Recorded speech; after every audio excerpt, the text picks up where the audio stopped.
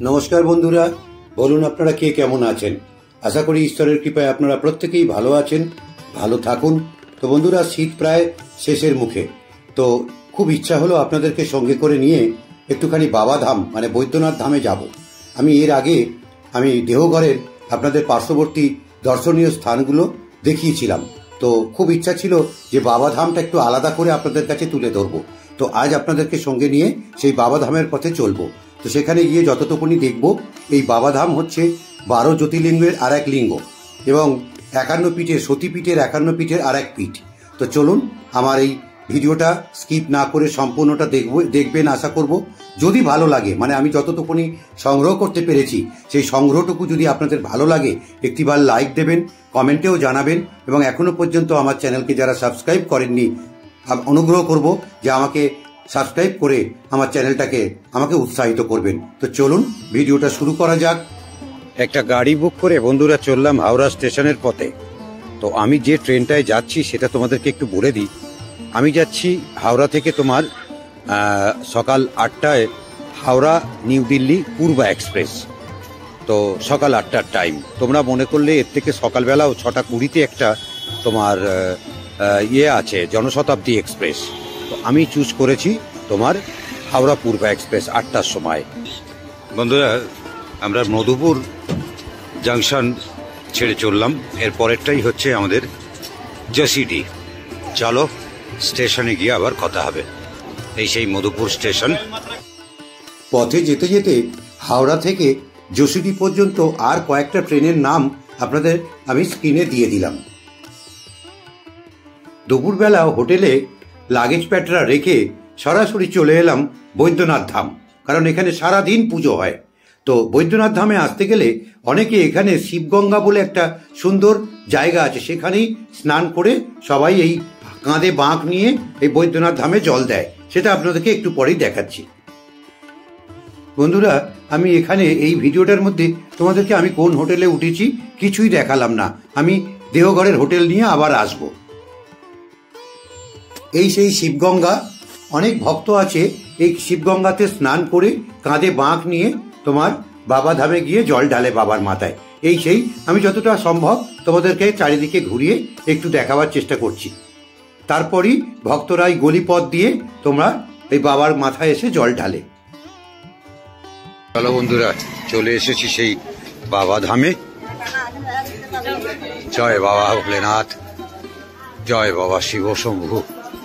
একের পর এক দুপাশে দোকান রয়েছে, তুমি এখান থেকে ডালা সংগ্রহ করতে পারো। এই দেখো, এখানকার প্যারা খুব বিখ্যাত, খুব বিখ্যাত এখানকার প্যারা। আমিও কিছু সংগ্রহ করব, আগে পুজোটা দিই। বন্ধুরা, এই মুহূর্তে ঢুকে পড়লাম বৈদ্যনাথ ধাম, বাবা ধামের ভিতর। তোমরা এখানে দুরকম ভাবে, তোমরা যদি প্যারা কিনে বাবার কাছে পুজো দিতে পারো, প্যারা ফুল নিয়েও বাবার কাছে পুজো দিতে পারো।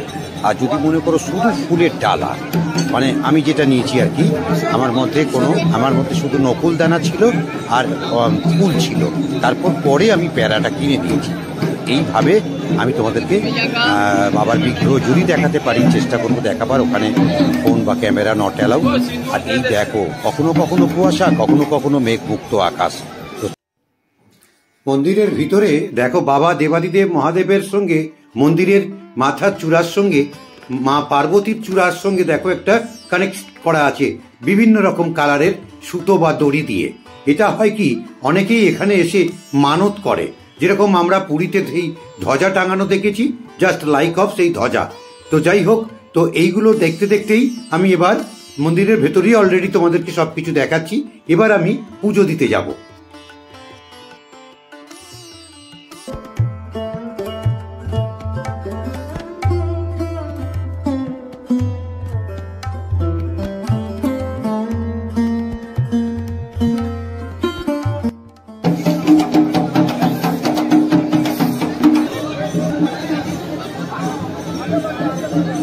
আজকে এই বাবা ধামে পুজো দিতে চলেছে আমার বাবা ভোলেনাথ।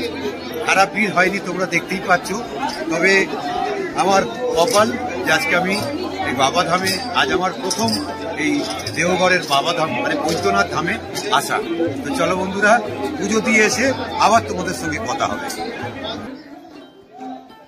বাবার মন্দিরে ঢোকার আগে তোমাদেরকে একটা কথা বলে রাখি, এখানে তোমরা পান্ডা ধরে নিয়েও পুজো দিতে পারো, আবার এমনিও পুজো দিতে পারো। আমি কোনো পান্ডা নিইনি, আমি এমনি ডালা কিনে এই পুজোর লাইনে। বন্ধুরা দেখো খালি কি ভিড়টা খালি।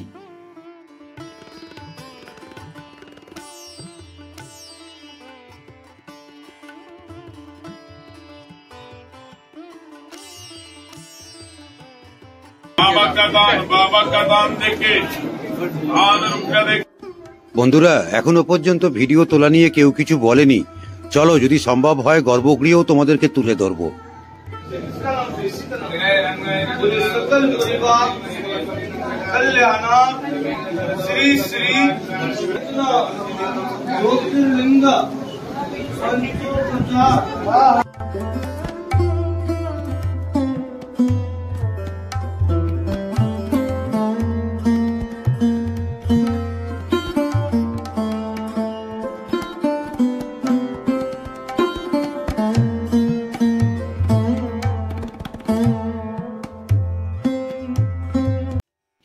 পুজো তো দিলেন, এবার বাড়ির লোকদের জন্য কিছু কেনাকাটার জন্য এই সেই জায়গা।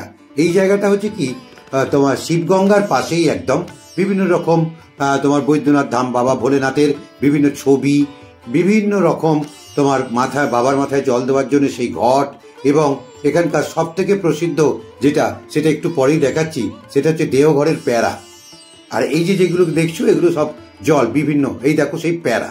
এই প্যারাগুলো মানে 280 টাকা থেকে স্টার্টিং আপ টু 400 টাকা পর্যন্ত তোমরা এই প্যারা কিনতে পারো।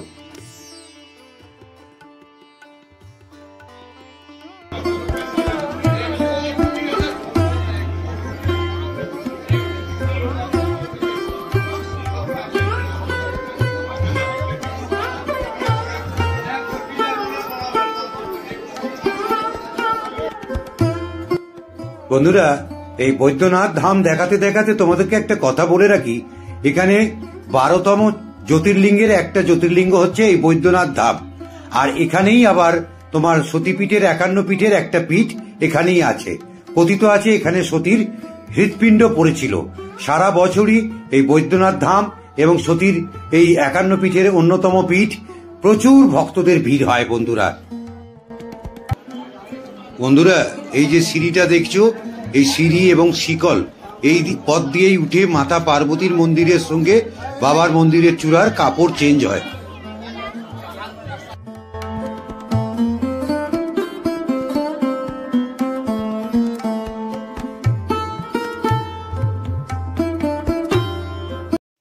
বন্ধুরা তোমাদেরকে এই মন্দির চত্বর ঘোরাতে ঘোরাতে একটা কথা বলে রাখি, এই বাবাধাম মানে বৈদ্যনাথ ধাম খোলার টাইম হচ্ছে সকাল 6টা থেকে রাত্রি 9টা পর্যন্ত।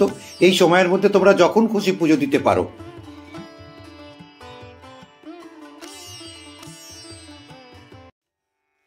বন্ধুরা আমার ভিডিওটা প্রায় শেষের পথে, যতটুকুনি সংগ্রহ করতে পারলাম তোমাদের কাছে তুলে ধরলাম।